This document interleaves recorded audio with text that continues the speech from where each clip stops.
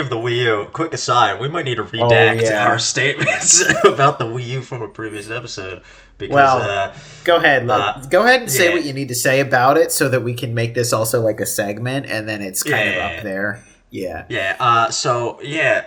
Back on that episode, what was it, 3 or 2 or something? 2 or 3. Yeah. Yeah, we talked about me buying a Wii U in the big 2024, in the year of our Lord being Shigeru Miyamoto. It's Reggie. First of all, it's not Shiggy, but Well, that yeah, we're Shiggy is Americans, all the right. Shiggy is the son. Yeah, Shigeru is the Reggie son. is the father.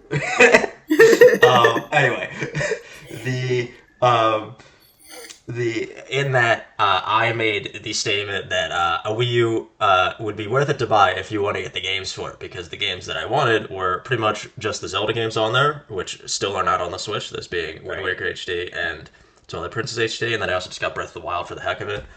And then the other one being Xenoblade Chronicles X, which is Yes. one of the big reasons why I bought the Wii U.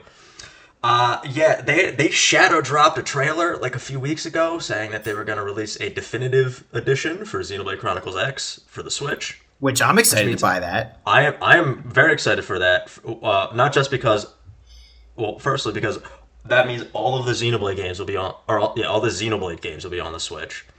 Right.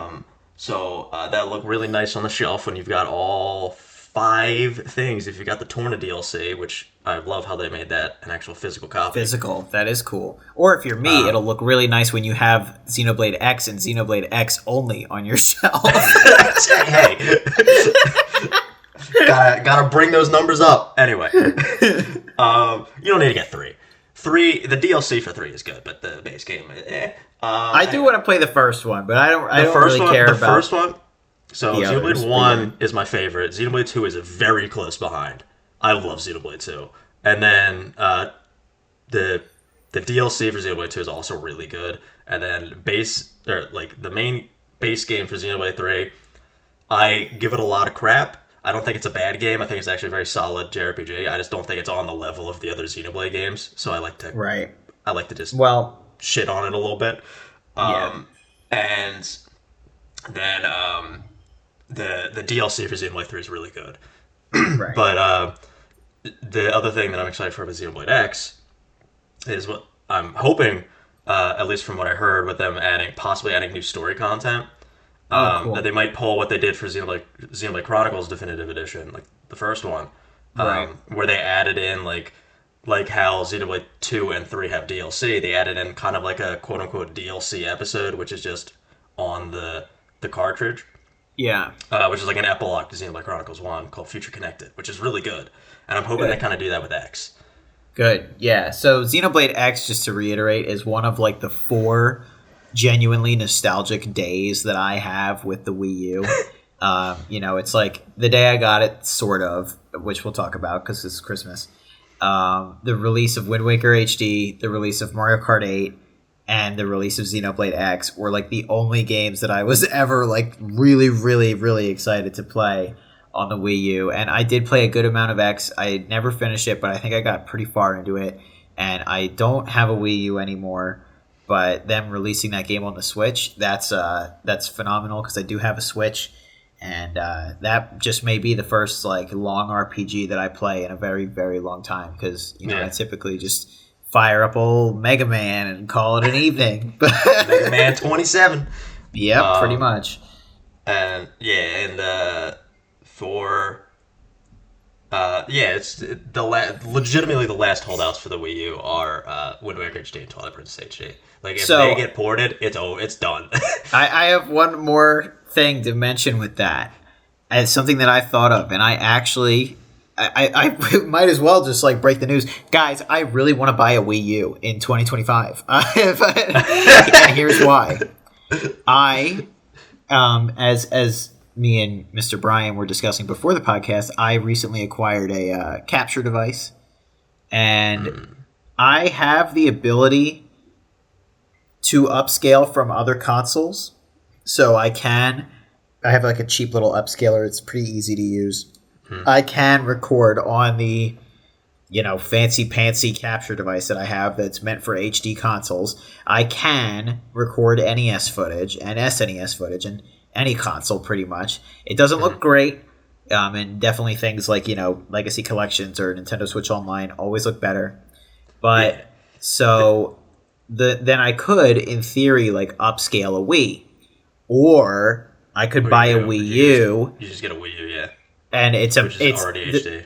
The Wii U is already HD. So at this point, the Wii U would only really function for me as an HD Wii.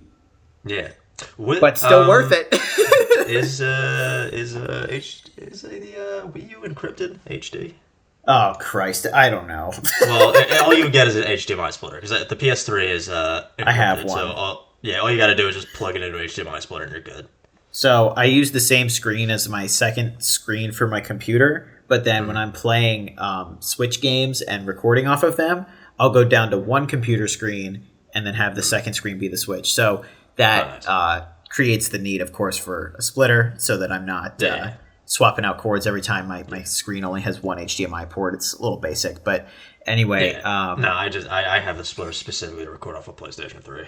Yeah, and then also the third option there would be the splitter that goes to my upscaler for the old consoles. So it's like I have a port for my computer, a port for my Switch, and then a port for the upscaler. And so I can switch between those three. It's I'll tell you, B-Dog, it is quite the adventure and learning experience and organizational challenge to record off of real systems on modern capture equipment. And also have the desire to play those retro games on an old TV because I have to then split every signal and I have to split it to the old TV and to the capture device. So it's playing on my old TV, my new TV, which functions essentially as nothing at that point. It's essentially useless to me as a human being. It's useful to the computer. And then it's captured on my actual computer. And it is, I've been sending some videos of my whole process of setting this stuff up to people. And I'm like, I seriously just feel like a mad scientist doing it. So the Wii U would be helpful in that it would reduce my cords, if I want to ever do any Wii games on VGP. And there's a few that I've thought of. There's a very obscure RPG that I've been dying to play. It's a little expensive and I don't own it, but it's called Opuna. It's Opoona. It's got a great title, and it's kind of like a cutesy RPG, but it's got some slapping music, absolutely slapping. And so the music looks like a Moogle mixed with the Pikmin. Did you look it up? You looked it up. Yeah. I would love to play Opuna and make that a video.